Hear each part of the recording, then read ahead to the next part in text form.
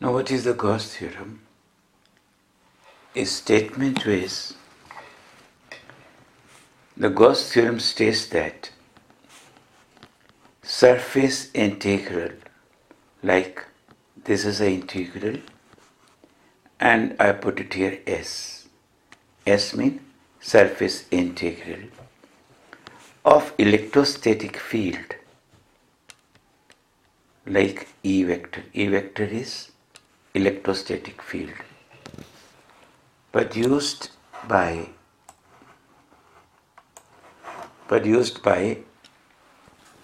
any source. Any source mean like that the source is a charge Q.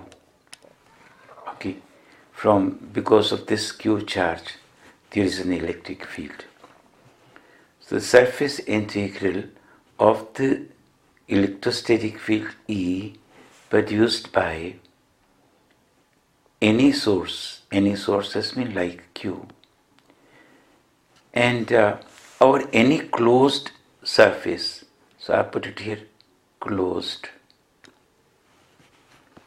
Okay, closed surface S like that here, this is a closed surface S, and there is a charge Q inside, and enclosing this surface is enclosing a volume V. Okay, then total electric flux. You know what's the meaning of the electric flux? Electric flux is E vector dot ds vector.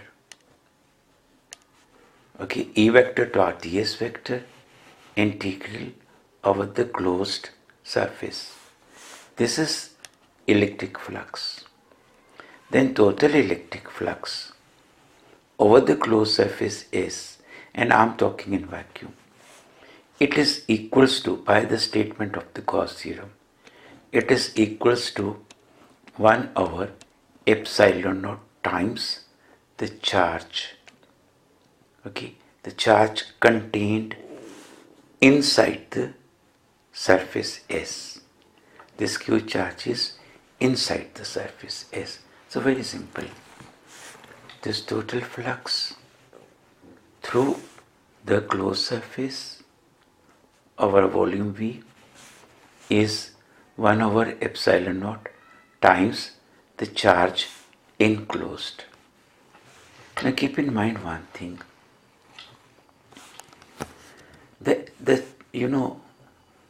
The charge inside the S is maybe a point charges. This may be a point charges, or even maybe here the continuous charge distribution. Okay, and further the location of this Q is like that at here, or Q is at here, or Q is at here, does not affect the value of the left hand side. We have whatever the position of Q inside, no problem. The flux will be only 1 over epsilon naught times the charge enclosed. That's the Gauss theorem statement. Total flux is 1 upon epsilon naught times the charge enclosed. Okay.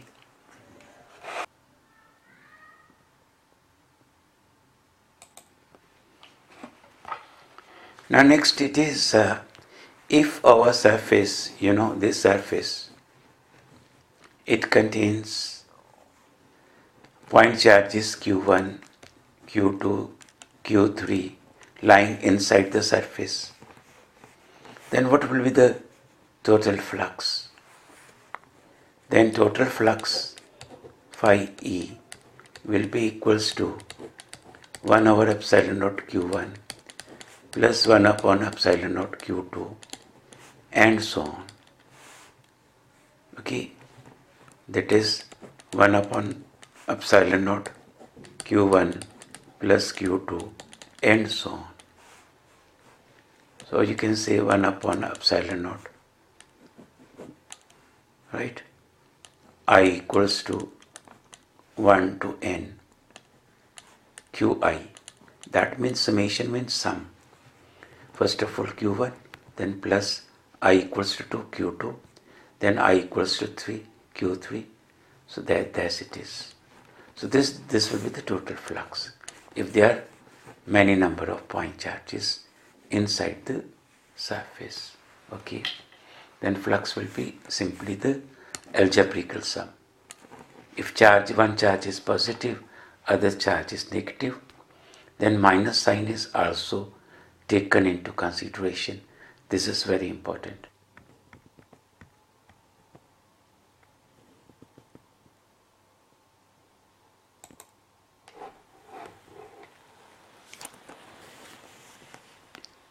The next question is, what is the electrical intensity? This is a sphere, solid sphere but conducting, and it may be a spherical shell. The same case. If it is a conducting sphere, you give any charge inside. Because of repulsion, it immediately appears on the outer surface. If it is a conducting sphere, I am talking.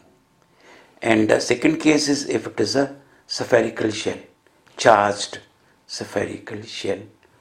Charged spherical shell or conducting sphere, one and the same thing. Now I to find what is the electrical intensity.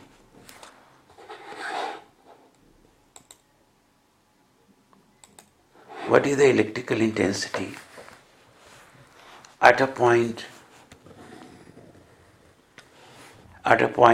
outside the spherical shell, at a point on the spherical shell, at a point inside the spherical shell. And keeping in mind the charges are over the surface. Okay.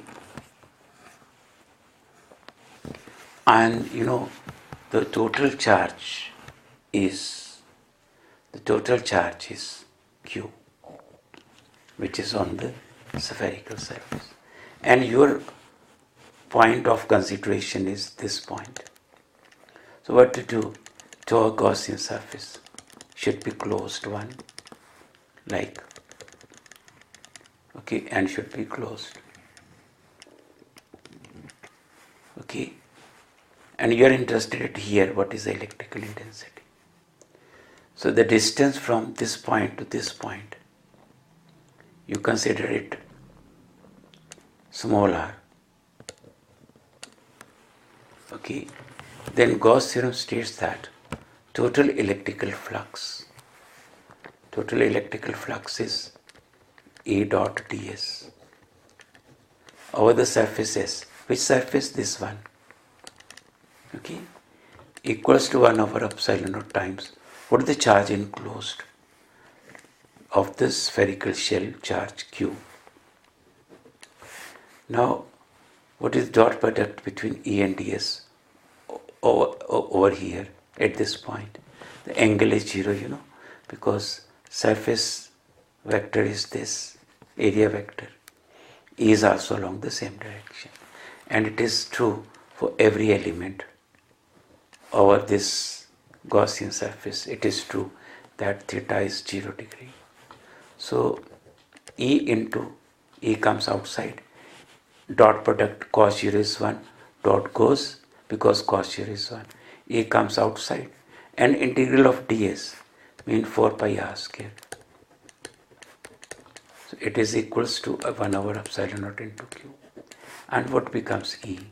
Very simple. 4 pi epsilon naught Q by r square. Now this result is same as for this point. This spherical shell behaves like a point charge concentrated at the center of at this point.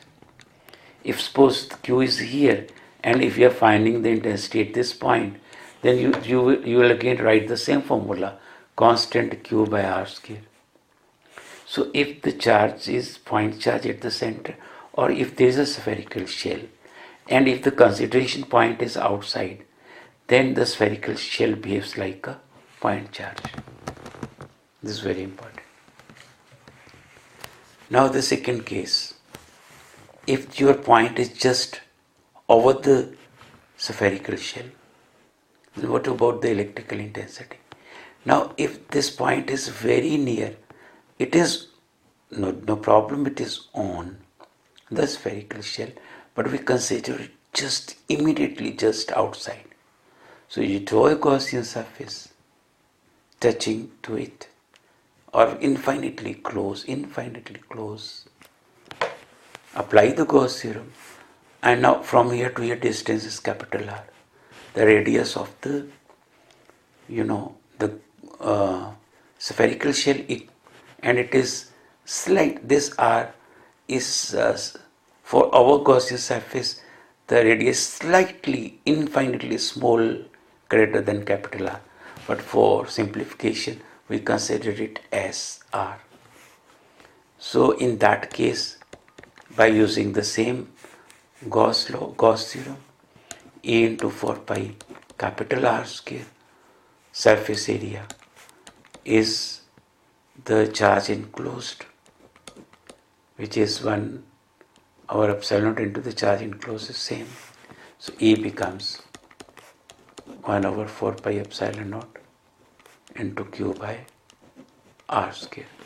So this is the electrical intensity for the spherical shell, charged spherical shell at a point just on the spherical shell. And last case is our last case is if the point is, this is a spherical shell and charge is distributed over here. Now the concentration point which is to consider, it is here. Okay. Now you draw a Gaussian surface of radius R dash, right? Apply the Gauss theorem that E dot ds for this surface, you call it S dash, is equals to 1 over epsilon naught times the charge enclosed by this surface.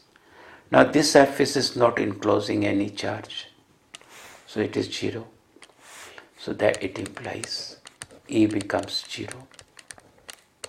E vector is 0 vector for a point inside the spherical shell. There is no electrical field. For a point inside, there is no electrical field. It is true or not? So I think it is true.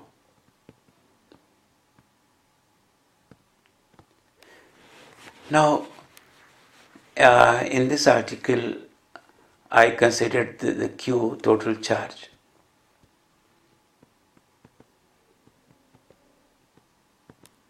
And sometimes we need the surface charge density sigma. Sigma is defined as charge per unit area.